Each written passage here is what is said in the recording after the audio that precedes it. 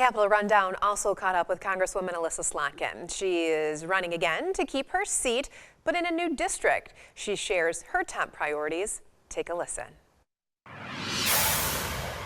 I wasn't ever in elected politics before 2018. I was a national security person by training, and I just feel like service to the country is more important than ever.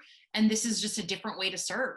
And in many ways, it's super direct, right? I mean, when you get to help a family get their VA benefits or get something back from Social Security, or you pass a law to lower the cost of prescription drugs, you can see the effect it has on people. So it's been the most meaningful thing I've ever done. And to me, it feels like, the fight is not over in me. For me, it's literally like, what do you talk about at the kitchen table when the kids go to bed?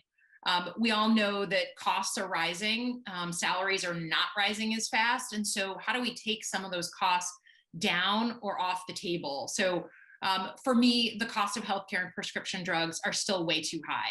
Prescription drugs, I call it like a white glove racket. It is a way of gouging people, particularly people like, diabetics, on drugs that they depend on to live. So lowering the cost of prescription drugs is definitely a big one for me.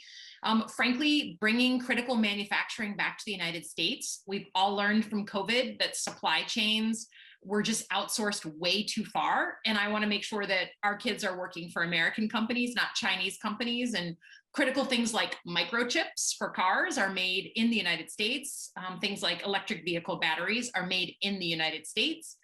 And then, frankly, lastly, preserving our local environment, our waters and our water. We're the Great Lakes state, and we all know that our identity in the state is tied to our water, making sure that we have clean water for our kids and our grandkids.